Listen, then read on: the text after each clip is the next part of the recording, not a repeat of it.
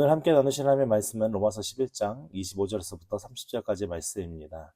신약성경 255페이지에 있는 로마서 11장 25절에서부터 30절까지의 말씀을 다 함께 봉독하시겠습니다. 형제들아, 너희가 스스로 지혜 있다 하면서 이 신비를 너희가 모르기를 내가 원하지 아니하노니, 이 신비는 이방인의 충만한 수가 들어오기까지 이스라엘의 더러는 우둔하게 되는 것이라. 그리하여 온 이스라엘이 구원을 받으리라. 기록된 바 구원자가 시온에서 오사 야곱에게서 경건하지 않은 것을 돌이키시겠고, 내가 그들의 죄를 없이 할 때에 그들에게 이루어질 내 언약이 이것이라 함과 같으니라. 복음으로 하면 그들이 너희로 말미암아 원수된 자요, 택하심으로 하면 조상들로 말미암아 사랑을 입은 자라. 하나님의 은사와 부르심에는 후회하심이 없느니라. 너희가 전에는 하나님께 순종하지 아니하더니 이스라엘이 순종하지 아니함으로 이제 긍휼을 입었는지라. 아멘.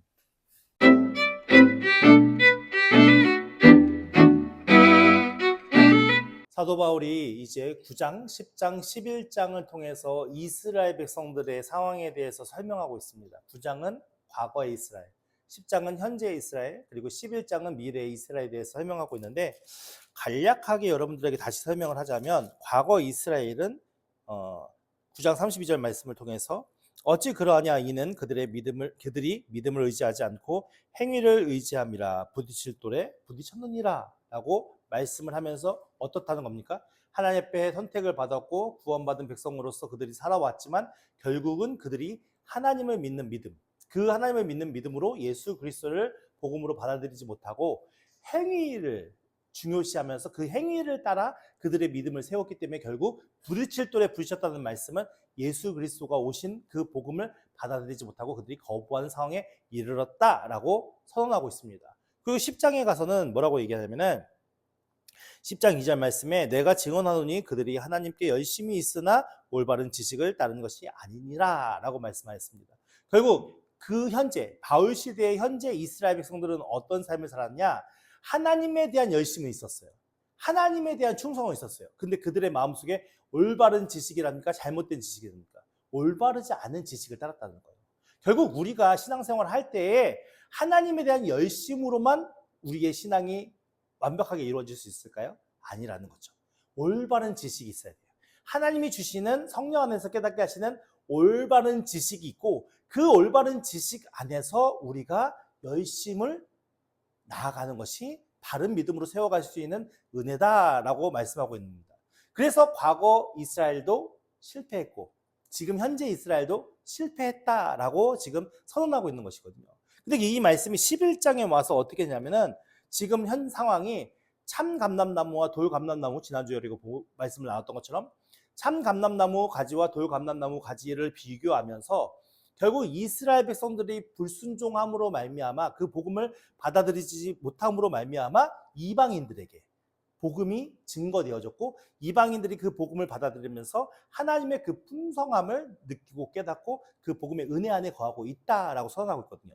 그러니까 과거에 참 감람나무 가지였던 이스라엘 백성들을 하나님께서 그들이 불순종하고 하나님 앞에 불신뢰로 나왔기 때문에 결국 꺾으셨고 그곳에 돌감람나무 가지였던 이방인들을 갖다 접붙이셨는데 결국 그 돌감람나무가 뿌리의 진액을 잘 공급받아서 그곳에서 복음의 열매가 맺어졌다. 하지만 하나님께서는 이 참감람나무의 가지를 꺾으셔서 버리시지 않고 결국 언젠가는 그 참감나무 가지에 다시 접붙이실 것이다. 그때가 되면 이 이스라엘 백성들이 가지고 있는 하나님의 지식 그리고 말씀, 율법 이 모든 것들이 그들 안에 내재되어 있기 때문에 그때 참감람나무 가지에 다시 접붙임을 받아서 그 하나님이 주시는 진액을 받아들이게 되면 돌감람나무보다 더 풍성한 믿음의 열매를 맺을 수 있다라고 선언을 하고 있는 거거든요. 그러면서 이제 오늘 마지막 이제 결론 부분의 말씀에 대해서 이제 설명을 하고 있는 겁니다. 오늘 말씀을 보면 25절 말씀에 형제들아 너희가 스스로 지혜 있다 하면서 이 신비를 너희가 모르기를 내가 원하지 아니하노니 라고 말씀하고 있습니다. 그러니까 이거 지금 로마 교회 교인들에게 이 서신을 보내잖아요. 근데 그들에게 뭐라고 지칭하고 있습니까?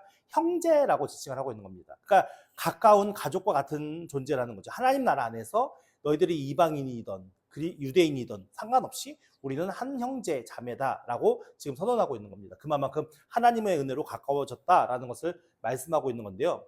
너희가 스스로 지혜 있다 하면서 이 신비를 너희가 모르기를 원하지 아니하노라. 그러니까 지금 이 로마 교회 사람들이 어떤 마음을 가지고 있다는 겁니까? 우리는 지혜롭다. 왜 지혜롭다고 생각할까요? 복음을 받아들였으니까. 근데 유대인들은 지금 어떤 상황입니까? 어리석다. 왜 어리석습니까? 복음을 받아들이지 못하고 있는 상황이니까. 근데 스스로 지혜 있다 하면서도 하나님의 신비를 깨닫지 못하면 어떻게 될까요? 그들이 교만함에 빠지게 되고 정죄함에 빠지게 되고 판단하는 상황에 빠지게 되어지면 결국 그들이 하나님을 바르게 섬기는 것보다 자신을 드러내는 믿음과 신앙으로 세워질 수 있으니까 하나님의 신비를 너희가 반드시 알아야 한다라고 말씀하고 있는 겁니다. 근데 이 신비가 무엇이냐? 이 신비는 이방인의 충만한 수가 들어오기까지 이스라엘의 덜어는 무둔하게 된 것이라. 그러니까 이스라엘의 일부가 지금 무둔하게, 그러니까 지혜롭지 못하고 잘 깨닫지 못해서 약간은 우둔한 상태로 머물러 있다라고 지금 선언하고 있는 거거든요.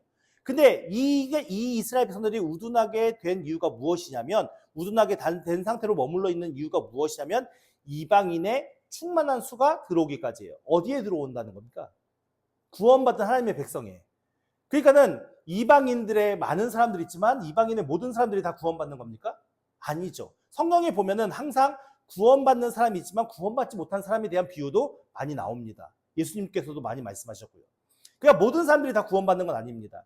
근데 이방인들 중에서 충만한 수, 충만하다는 것은 그릇에 물이 흘러넘치는 이런 상황을 얘기하는 거잖아요. 충만하다는 것은 가득 차 있다라는 것이니까. 그러니까 하나님께서 계획하시고 하나님께서 이루고자 하시는 그 은혜 안에서 이방인의 구원의 수가 채워질 때까지, 그것이 차고 넘칠 때까지는 이스라엘이 어떻게 된다고요? 우둔한 상태에 머물러 있을 것이다 라고 선언하는 거예요. 그러니까는 이스라엘이 영원히 우둔한 상태로 있다는 말씀입니까? 아니라는 얘기입니까? 아니라는 걸 얘기하겠죠. 그러니까 오늘 우리가 믿음 안에서 하나님의 은혜를 누리고 있는 상황 속에 있을 수 있는 것은 하나님께서 이스라엘 백성들을 약간은 우둔한 상태로 내버려 두셨기 때문에 오늘날 그 복음이 예루살렘에서 시작되었지만 그것이 전 세계에 퍼져서 많은 사람들이 하나님 나라의 백성이 되는 은혜 안에 세워지는 하나님의 놀라운 계획이 있었다라는 것을 말씀하고 있는 겁니다. 그러니까 저와 여러분들이 예수님을 믿게 된 것이 우연이 아니라는 거죠. 이미 오래전부터, 태초전부터 하나님의 계획하심이 있었고 그 계획하심 안에서 하나님이 자신의 일들을 이루어 오셨고 그 일들이 이루어오시는 일들을 통해서 결국 오늘 우리가 복음의 은혜 안에 거하고 있으니까 사실은 우리가 내세울 게 아무것도 없고 자랑할 게 아무것도 없고 우리가 교만해질 이유가 아무것도 없는 거죠. 내가 능력이 있어서 내가 뭔가 잘나서 이것을 받아들이는 게 아니기 때문에. 26절 말씀에 그리하여 온 이스라엘이 무엇을 받으라고요? 네, 그런 우둔하게 된 것이 있지만 결국에는 온 이스라엘이 어떻게 된다고요?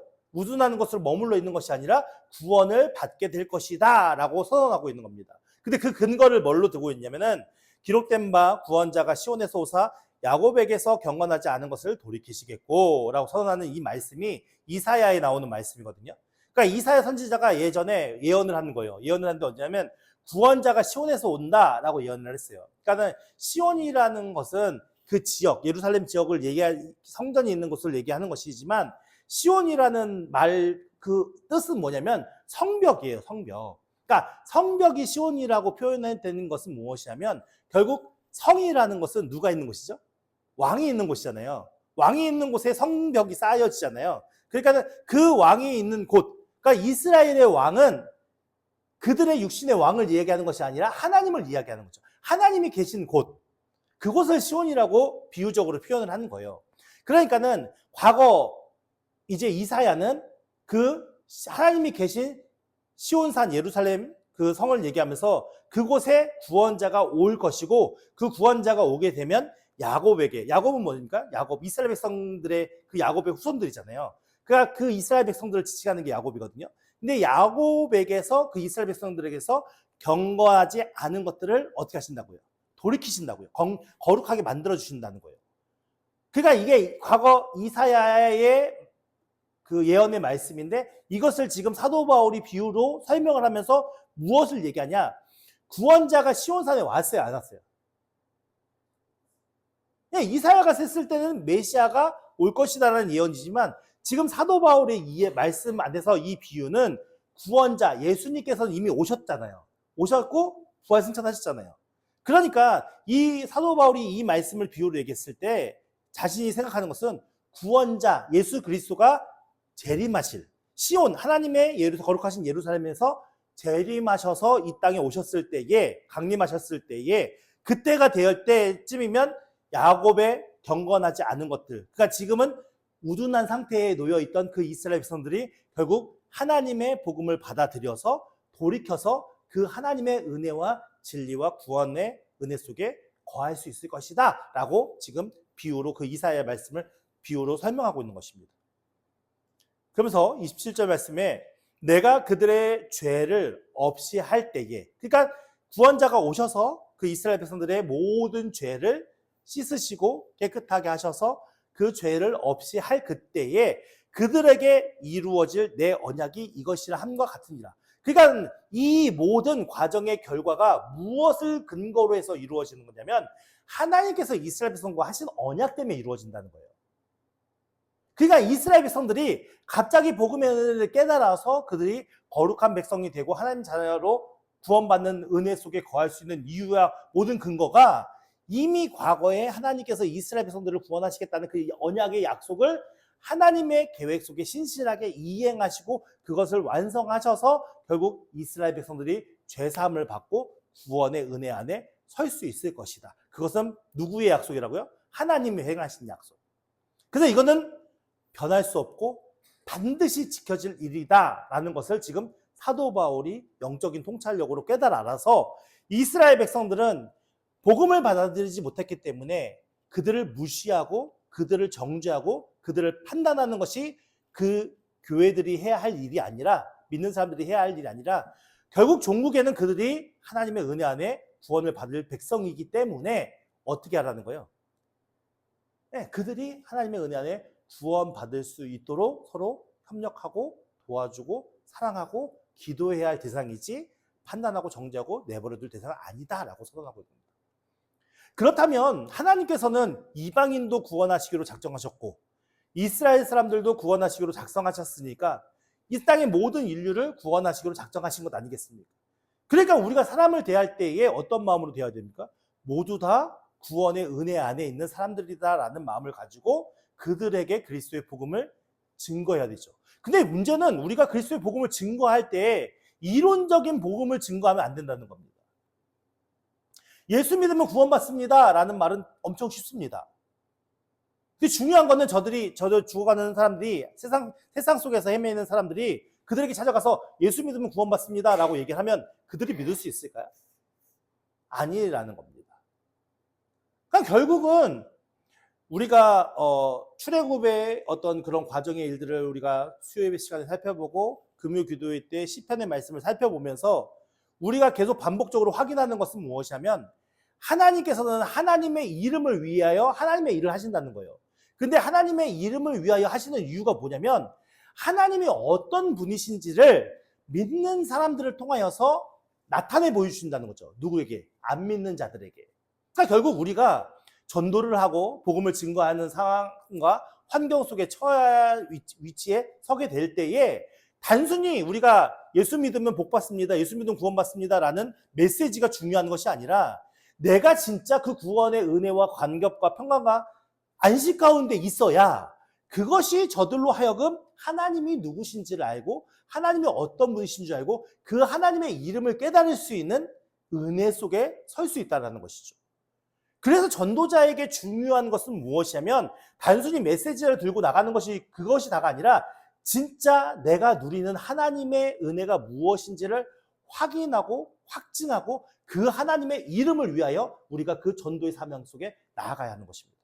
그러니까 오늘 우리에게는 귀한 사명이 있는 거죠. 어떤 사명이 있는 겁니까? 전도자든 전도자가 아니든 믿는 사람이라면 그 믿음을 저 믿지 않는 자들에게 보여줄 필요가 있는 겁니다. 그게 교회 안에서 보여주는 게 아니라 교회 밖에서 보여줘야 한다는 겁니다.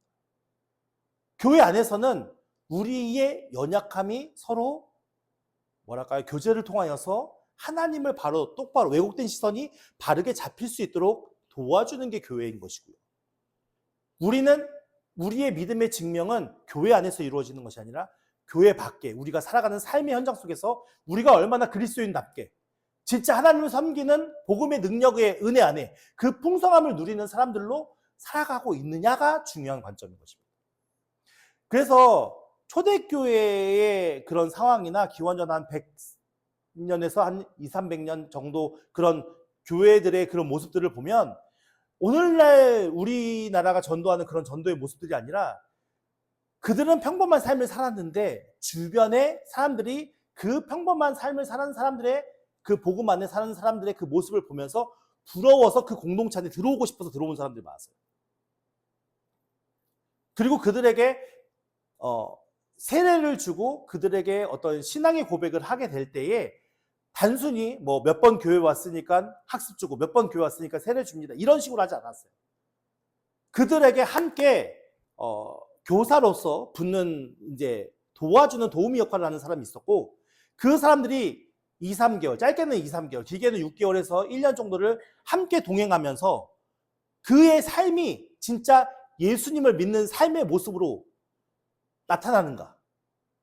그들이 진짜 예수 안에서 풍성함을 누리고 있는가라는 것을 확인하고 그 도와주는 그 도우미가 본성도 앞에서 선언하고 간증을 하고 고백해져서 이 사람이 세례를 받을 수 있는 거예요. 그 공동체에 들어올 수 있는 거였어요. 그런 과정들이라면 오늘 우리는 너무 많은 것들을 잊어버리고 외면해버린 채 그냥 단순히 형식적인 형식만 남아있는 그런 믿음 안에 거할 수 있다는 것을 우리가 경각심을 가져야 되는 거죠. 그래서 오늘 우리가 하나님의 풍성함을 모른다면 진짜 복음의 진리를 깨닫지 못하는 걸 수도 있는 거예요. 내가 교회에 와서 예배드리는 것으로만 만족한다면 우리의 믿음과 신앙은 이스라엘 백성처럼 올바르지 않은 지식을 따르는 걸 수도 있는 거예요. 하나님이 우리를 구원하신 이유는 우리와 함께 더불어 교제하고 그 하나님이 주시는 생명이 무엇이고 그 하나님이 주시는 평강이 무엇이고 그 하나님께서 우리에게 은혜로 역사하시는 안식이 무엇인지를 알게 하기 위함입니다. 근데 오늘 우리가 이스라엘 백성들과 같이 행위에 우리의 믿음과 우리의 신앙에 어떤 기준을 둔다면 우리는 올바르지 않는 지식을 따라갈 수밖에 없고 올바르지 않은 지식을 따라간다면 결국 우리는 이스라엘 백성과 같이 하나님 앞에 범죄한 민족으로 설 수밖에 없는 것입니다. 그래서 오늘 하나님의 우리에게 주신 그 언약이 왜 중요한지를 알아야 되는 것이고 우리가 그 언약 속에서 어떤 그리스도인으로 살아가는 것인가가 매우 중요한 가운데 있다는 것을 깨닫는 저와 여러분들에게 예수님으로 축원을 드립니다. 28절 말씀에 보십시오. 복음으로 하면 그들이 너희로 말미암아 무엇이 된다고요? 원수가 된대요. 왜냐하면 이스라엘 백성들은 지금 어떤 모습으로 서 있습니까? 믿는 자들을 탄압하고 미워하는 사이에 서 있기 때문이겠습니다. 결국 그들이 복음을 받아들이지 못해서 예수 그리스도를 십자가에 못 박아 죽이지 않았습니까? 그러니까는 지금 교회 입장에서 보면 이스라엘 백성들은 어떤 관계입니까? 원수된 관계예요. 서로를 해하는 관계인 것이죠. 하지만 하나님의 택하심 안에서 보면 무엇이 있다는 겁니까? 그 이스라엘 백성들이 과거 조상들과 하나님과 세웠던 그 언약으로 말미암아 언젠가는 그 이스라엘이 회복되고 그 이스라엘 가운데 복음이 증거될 것이기 때문에 결국에는 뭡니까? 그의 조상들, 하나님과 언약을 맺은 그 조상들로 말미암아 그들이 사랑을 입은 자들인 거죠.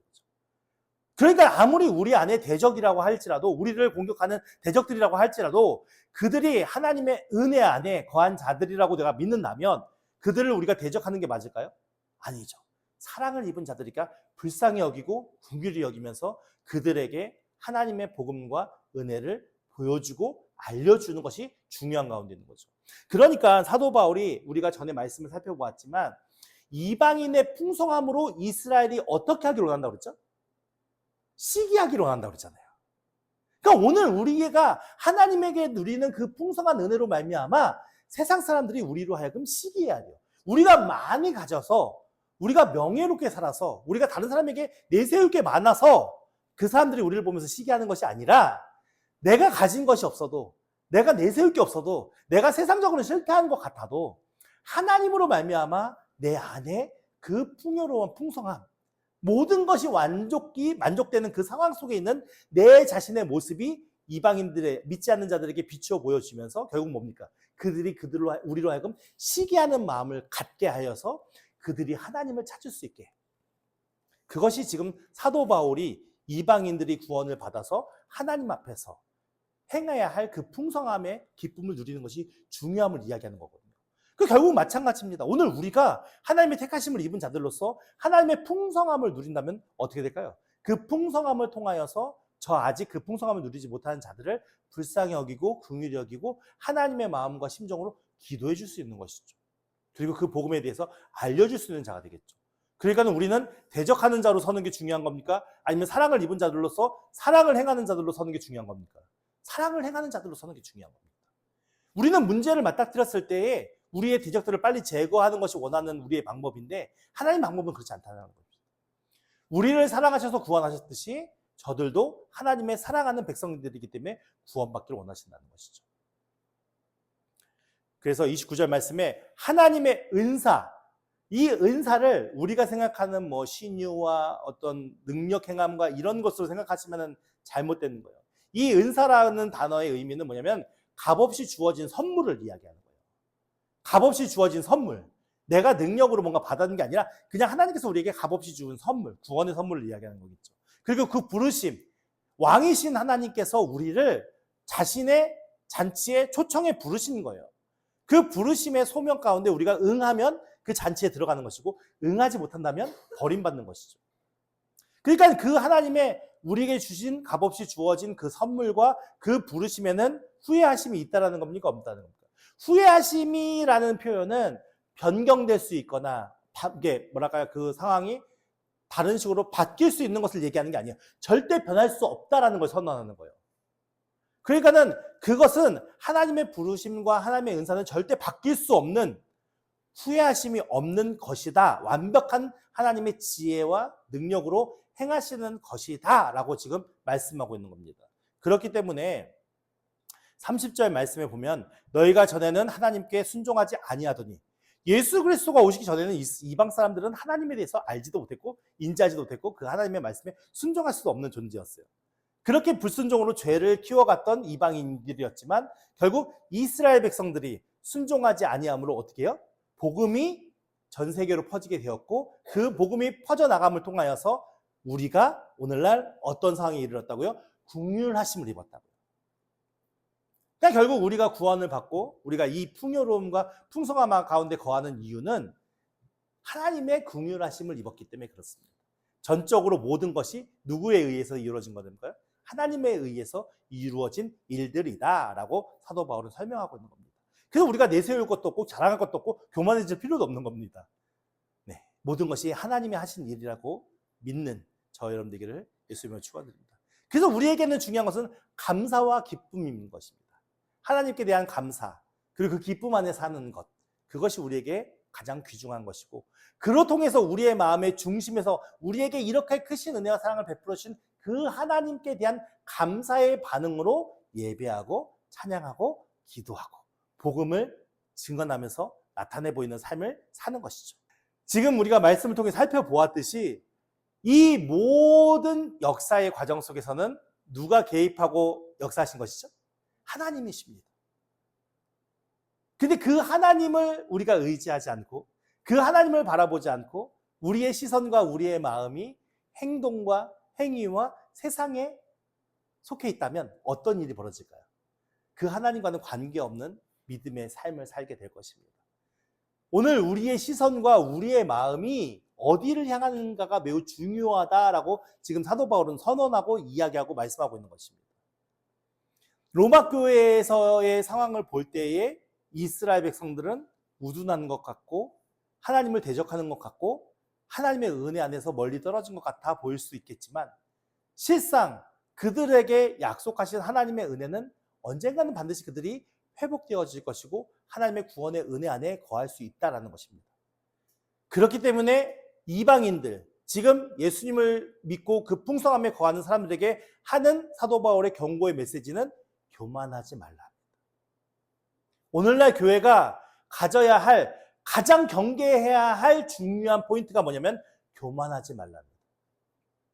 내게 많은 성령의 능력이 나타나도 나를 통하여 많은 사람이 구원을 은혜에 선다 하더라도 그 모든 것은 다 하나님께서 이전부터 세우신 완벽한 계획과 은혜 속에 이루어진 일들이지 그 가운데 우리가 쓰임받는 것일 뿐이지 우리의 능력도 아니고 우리가 행한 권능도 아니라는 것이죠. 그래야 우리의 시선과 우리의 마음이 바뀌어져서 결국은 무엇을 얘기하는 것입니까? 하나님만을 붙들고 그 하나님의 은혜 안에서 풍성함을 누리고, 지금 우리의 현재 모습은 연약하고 부족할지라도 우리의 모든 구원의 과정을 이루어 가시는 분이 누구십니까? 하나님이시기 때문에 우리의 모든 마음과 생각과 초점이 우리의 환경과 상황과 세상에 있는 것이 아니라 하나님 앞에 초점을 두고 살아간다면, 아무리 세상이 우리를 핍박하고 휘몰아치고 어려운 역경과 환경에 처한다 할지라도 하나님의 구원의 은혜가 우리를 외면치 않고 후회하심이 없으니까 변하지 않게 완벽하게 우리의 모든 것을 구원으로 이루어 주실 것이라는 것을 믿으라 라고 말씀하고 있는 겁니다. 오늘 저와 여러분들은 어떤 믿음으로 서 있습니까? 그 하나님을 신뢰합시다. 그 하나님은 변함이 없으십니다. 그 하나님은 완전하십니다. 그 하나님은 모든 것을 이루시는 하나님이십니다.